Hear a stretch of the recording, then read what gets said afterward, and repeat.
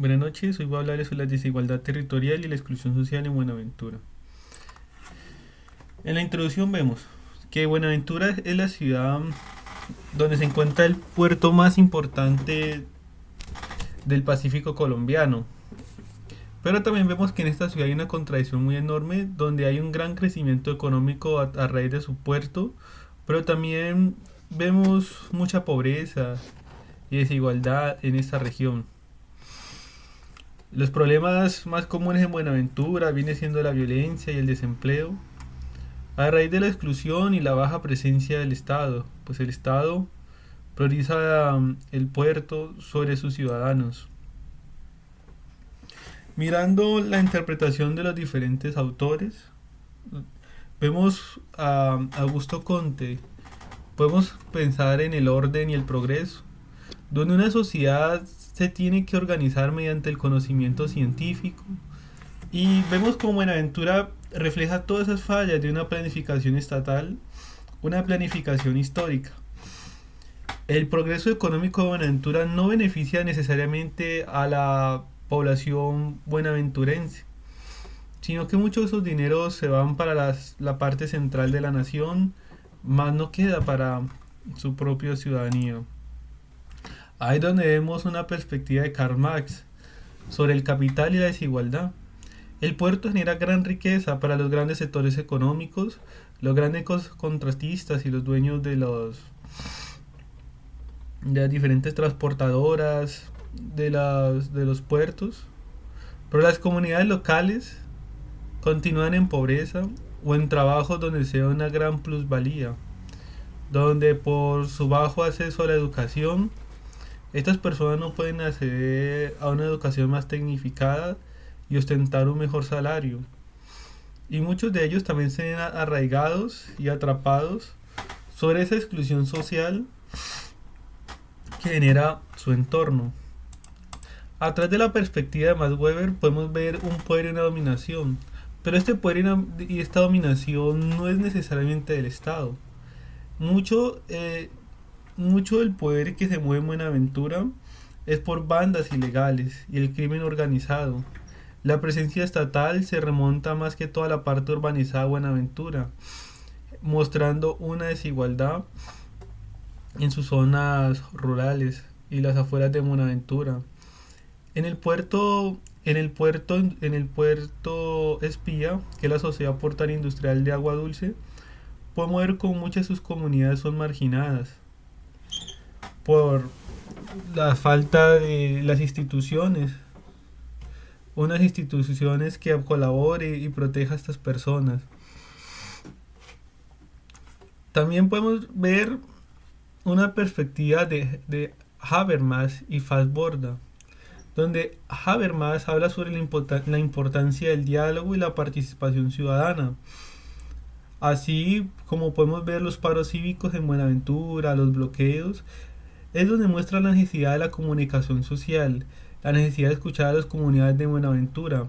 Muchos de los que salen a protestar, más que todo en Agua Dulce, es por el tema de agua, de que no tienen agua potable o que no tienen las condiciones mínimas, o que en Buenaventura hay muchos grupos de extorsión.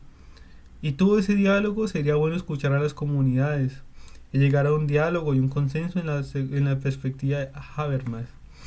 Fassborda. Podemos ver en la perspectiva de Fassborda soluciones construidas desde las comunidades. A través de las comunidades podemos transformar a Buenaventura. Pero toda esta construcción nació un problema histórico. Nació de la fundación de Buenaventura. Inicialmente, cuando se fundó Buenaventura, no se fundó pensando en una ciudad, sino en un puerto que conectara hacia Asia. El puerto de Buenaventura realmente fue la razón de ser de ese lugar. A, a raíz de la prosperidad del puerto, las comunidades se fueron integrando ahí y se fue dando una ciudad por casualidad. Ahí se muestra una falta de planificación y vemos cómo el Estado no se ha personificado, incluso en la actualidad, sobre ese tema. No ha abarcado muy metido, hablo de la local, de los estados, el Estado local. las alcaldías, las gobernaciones. Ahí donde vemos también el agravio del conflicto armado en Buenaventura y los desplazamientos. Muchos jóvenes son desplazados de Buenaventura por la violencia, a raíz de esas fronteras invisibles, por esa falta de orden que hay en Buenaventura y ese abandono estatal. También se ven cómo las diferentes comunidades afrodescendencias pueden enfrentar discriminación entre ellas mismas en Buenaventura. Una discriminación arraigada en el clasismo y la desigualdad económica. También tememos las desigualdades espaciales en Buenaventura, donde hay una deficiencia en servicios públicos y de salud, una infraestructura vial y urbana limitada para los ciudadanos de Buenaventura, más para las vías principales de los puertos es unas vías muy bien hechas y se les hace mantenimiento constante, pero para las personas no. Todo eso genera como ese abandono, que las personas se sientan abandonadas por el Estado. Y no olvidemos el alto nivel de desempleo y violencia en Buenaventura, a raíz de la falta de una educación o una cultura educativa técnica para los buenaventurenses. Los actores sociales involucrados en Buenaventura son las comunidades afrodescendientes. Vemos también un actor social que viene siendo el gobierno nacional y la administración municipal, las empresas portuarias y las organizaciones sociales y los grupos armados que manejan este territorio, porque Buenaventura también ha sido utilizado para las rutas del narcotráfico, generando todos estos conflictos a raíz también de eso. Y las relaciones del poder en este puerto se ven una concentración económica alrededor del puerto, de los puertos, porque son tres.